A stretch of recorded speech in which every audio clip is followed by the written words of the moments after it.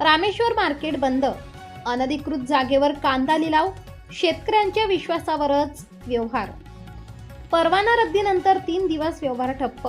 दहिवड रस्त्यावरील खासगी जागेत 300 ते 400 वाहनांचा लिलाव। पणन संचालनालयाने खारीपाटा महात्मा फुले नगर येथील श्री रामेश्वर कृषी मार्केटचा परवाना रद्द केल्यानंतर सलग 3 दिवस कांदा लिलाव पूर्णपणे बंद राहिले। त्यामुळे कांदा उत्पादक शेतकऱ्यांसमोर मोठे संकट उभे राहिले। अखेर गुरुवार दिनांक 6 ऑगस्ट रोजी शेतकरी आणि व्यापाऱ्यांनी पुढाकार घेत दहिवड रस्त्यावरील एका खासगी अनधिकृत जागेत कांदा लिलावाची व्यवस्था केली।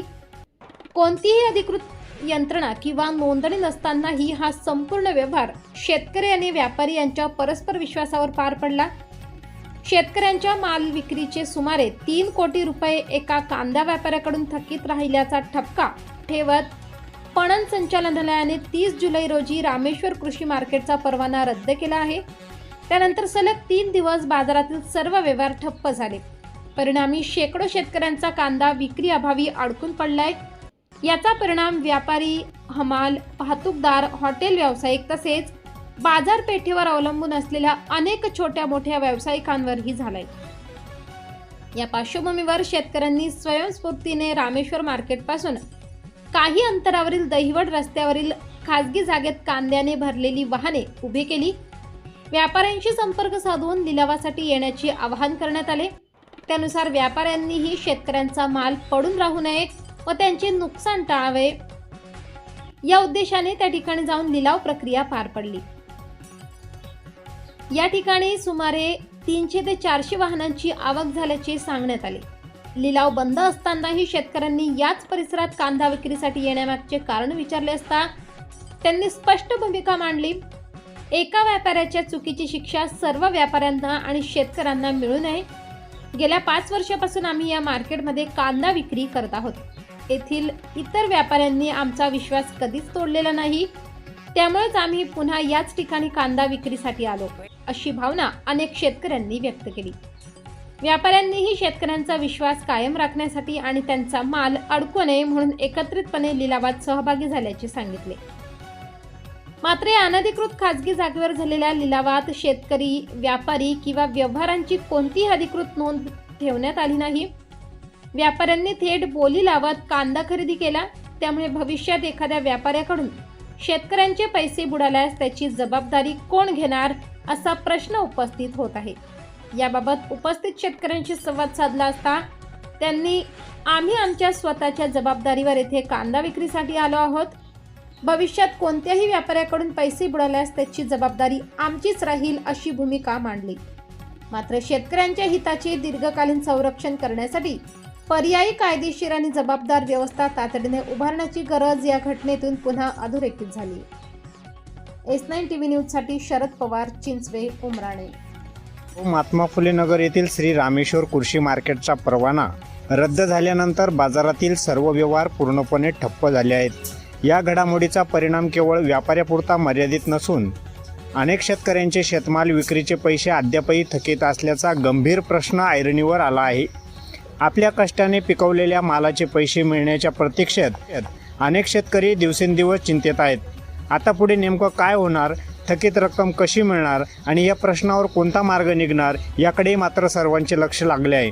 दुसरीकडे या बाजारपेठेच्या बंदमुळे केवळ शेतकरीच नव्हे तर हमाल, व्यापारी, वाहतूकदार, कामगार, छोटे व्यावसायिक, चहा नाश्ता विक्रेते आणि इतर पूरक व्यवसाय करणाऱ्या हजारो कुटुंबाच्या उदरनिर्वाहासाठी मोठे प्रश्नचिन्ह निर्माण झाले आहेत। स्थानिक अर्थचक्रालाही मोठा फटका बसला आहे। दरम्यान बाजार व्यवस्थापनाकडून शेतकऱ्यांना कोणती आश्वासनं देण्यात आली आहेत, शासनाकडून त्यांचा काय अपेक्षा आहेत आणि या संपूर्ण प्रकरणावर व्यवस्थापनाची नेमकी भूमिका काय हे देखील लवकरच स्पष्ट होण्याची शक्यता आहे। सलग काही दिवस बाजारपेठ बंद राहिल्याने हजारो कांदा उत्पादक शेतकरी, व्यापारी व त्यावर अवलंबून असलेले छोटे मोठे व्यावसायिक अडचणीत सापडले। अखेर शेतमालाची विक्री ठप्प होऊ नये आणि शेतकऱ्यांचे नुकसान टाळावे या उद्देशाने शेतकरी व व्यापाऱ्यांनीच पुढाकार घेत दहिवड रस्त्यालगतच्या एका खासगी जागेवर कांदा लिलाव सुरू केला. मात्र कोणत्याही अधिकृत परवानाविना सुरू झालेल्या या व्यवहारामुळे भविष्यात उद्भवणाऱ्या जबाबदारींबाबत प्रश्नचिन्ह निर्माण झाले असून या संपूर्ण घडामोडीकडे जिल्ह्याभरातील कृषी क्षेत्राचे लक्ष लागले आहे. या ठिकाणी जर बघितलं तर एक खाजगी ठिकाणी हे कांदा मार्केट सुरू करण्यात आलेलं आहे. नक्की हे मार्केट कशा पद्धतीने इकडे सुरू केलं या संदर्भात येथे काही व्यापारी आहेत, आपण त्यांच्याशी संवाद साधणार आहोत. दादा, तुमचं नाव सांगा. माझं नाव चिंदू खैरे, कांदा व्यापारी. मला एक सांगा, रामेश्वर मार्केट परवाना रद्द झाल्यानंतरून ते त्या ठिकाणी बंद पडलेलं आहे आणि आज पुन्हा या ठिकाणी खाजगी जागेवरती मार्केट सुरू करण्यात आलेलं आहे. नक्की इथं जे रामेश्वर मार्केटचे काही व्यवस्थापन याच्यामध्ये सहभाग आहेत की व्यापारी आहेत, नक्की काय आहे? कोणत्या याच्यामध्ये म्हणताय तुम्ही? आता इथं जे खाजगी पद्धतीने सुरू करण्यात आलेलं बरोबर. आहे, इथं बाजार व्यवस्थापनेचा, रामेश्वर कृषी मार्केट बाजार व्यवस्थापनेचा सहभाग आहे की शेतकरी आणि व्यापाऱ्यांचा सहभाग आहे? शेतकरी आणि व्यापाऱ्यांचा इथं मोठा सहभाग आहे. शेतकरी सर्व शेतकऱ्यांकडे व्यापाऱ्यांचे फोन नंबर आहे. सर्व एकदम विश्वास पात्र शेतकरी पण आहे, व्यापारी पण आहे. ते अनुषंगाने त्यांचे कंटिन्यू असे जसं हे परवाना रद्द झाल्यापासून त्यांचे सारखे फोन येत होते की मार्केट कधी चालू व्हायचे, मार्केट चालू करा, मार्केट चालू करा. 4-4, 5-5 दिवस ट्रॅक्टर भरून उभे ठेवले. काही शेतकऱ्यांनी विकले नाही. शेवट आम्हाला निर्णय घ्यावा लागला का ठीक आहे, हरकत नाहीये, तुम्ही कांदे घेऊन येऊ शकता. तुम्ही कांदे घेऊन येऊ शकता. त्या हिशोबाने आम्ही त्यांचे लिलाव केलेले आणि रोख संध्याकाळपर्यंत पेमेंटची पण व्यवस्था केलेली आहे. आता मला एक सांगा, ज्यावेळेस बाजार व्यवस्थापन रामेश्वर कृषी मार्केटमध्ये व्यवस्थितपणे सुरळीत सुरू होतं त्यावेळेस व्यापारी निलाव करत होते आणि ज्यावेळेस कांदा शेतकरी घेऊन येत असताना त्यांचे जे पैसे त्या ठिकाणी काही व्यापाऱ्यांनी बुडवले. मार्केट व्यवस्थापनाची जबाबदारी होती तरी सुद्धा व्यापाऱ्यांनी पैसे बुडवले. आज या ठिकाणी खाजगी पद्धतीने सुरू झालेलं आहे. व्यापाऱ्याने जर शेतकऱ्याचे पैसे बुडवले तर शेतकऱ्यांनी काय करायचं? जबाबदारी कुणाची असेल? शेतकऱ्यांचे पैसे हे इथं बुडणारच नाही, ही 100% खात्री देऊन सांगतो. कारण लिलाव झाल्यानंतर शेतकऱ्यांचा पण एवढा विश्वास आहे आणि 24 घंट्याच्या आत पेमेंट दिलंच जातं. अनावधानाने काय झालं असेल पाठीमागे त्याची काही आम्हाला कल्पना नाहीये, पण आता तर जो शेतकऱ्यांनी विश्वास दाखवला की संध्याकाळपर्यंत ते त्यांचे पैसे आम्ही फेड करणार आहे.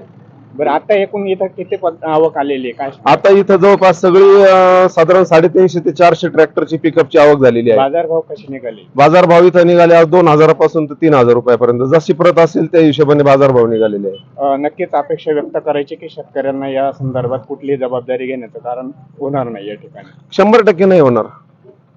मित्र, आपण जर बघितलं तर इथं व्यापारी होते, आपण त्यांच्याशी संवाद साधण्याचा या ठिकाणी प्रयत्न केलेला आहे. या ठिकाणी खाजगी दैवड शिवारामध्ये हे मार्केट या ठिकाणी सुरू आहे आणि या ठिकाणी व्यापारी आणि शेतकरी असे दोघांनी मिळून या ठिकाणी हे मार्केट सुरू करण्यात आलं. अशा पद्धतीने व्यापाऱ्यांशी आपल्याशी संवाद साधलेला आहे आणि व्यापाऱ्यांच्या पैशांबद्दल आम्ही 24 तासाच्या आत त्यांचे पैसे पेड होतील ही जबाबदारी स्वतः शेतकरी आणि व्यापाऱ्यांची असेल असंही त्यांनी या ठिकाणी स्पष्ट केलेले आहे. आता तुमचं नाव काय? माझं नाव रमेश रामचंद्र सावंत. कुठले आहे तुम्ही? निंबोळा. निंबोळा. काय भाव गेला? 2626. मार्केट तर बंद होतं इथं, आज कसं काय नाही, आता बाबा त्यांनी बोलवलं म्हणजे चालू झालं असं मेसेज आला. असं झालं? हो. आता मला सांगा, जे मार्केट सुरळीतपणे त्या ठिकाणी चालू होतं त्यावेळेस शेतकऱ्यांना मार्केट सुरू असतानाही शेतकऱ्यांचे पैसे डुबले.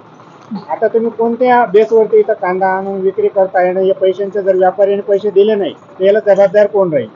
आता काय सांगताय, बघू आता काय होतं. समोर आम्ही जबाबदार आहोत. तुम्हाला पैसे भेटले नाही तर दादा तुमचं नाव सांगा. योगेश शिवाजी गुंजा, कुठले आहात तुम्ही? तिळवण.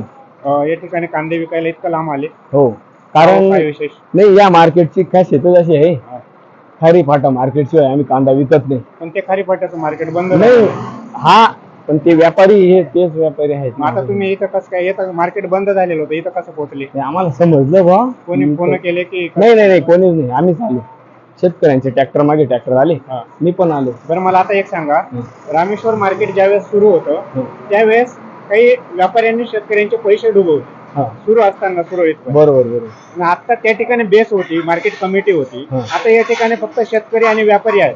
जर एखाद्या व्यापाऱ्याने तुमचे पैसे बुडवले तर याला जबाबदार कोण राहणार? जबाबदार आम्हीच राहू ना. मग तुम्ही स्वतः राहा, त्याला काय नावीलाज आहे ना.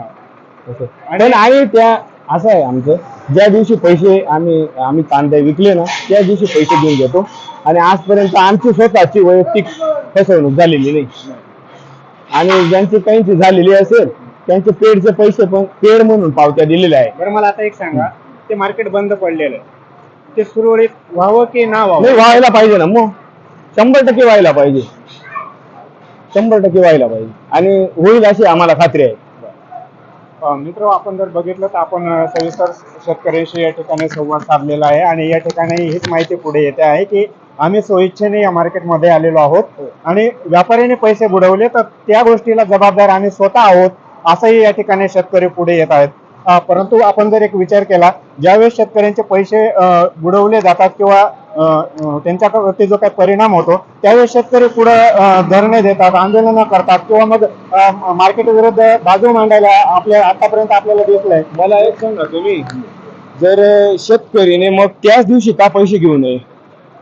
माझा तुम्हाला एक प्रश्न आहे की मार्केट कमिटी जरी खासगी आहे ही, तर ते वारंवार तुम्हाला तशी सूचना 24 तास कमिटी 24 तास नाही हो, त्याच दिवशी देतात हे, पण तरी ते 24 तास जरी सांगतात हे, मग शेतकऱ्याने का घेऊ नये त्या दिवशी?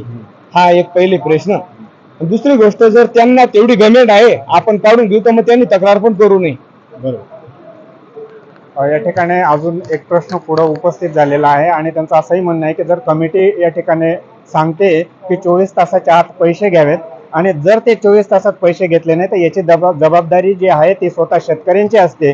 जर मग 24 तासात तुम्ही पैसे घेतले नाही आणि अशी परिस्थिती ज्यावेळेस ओढवली जाते त्यावेळेस ही चूक कोणाची, शेतकऱ्यांची की व्यापाऱ्यांची की मार्केट कमिटीची, असे प्रश्न पुढे उपस्थित होताना आपल्याला दिसत आहे. S9 न्यूज साठी कॅमेरामन भगवान देवरे समेत मी शरदजी पवार, चिंचवड. आपल्या चॅनलला नक्की सबस्क्राईब करा, बेल आयकॉन दाबायला विसरू नका.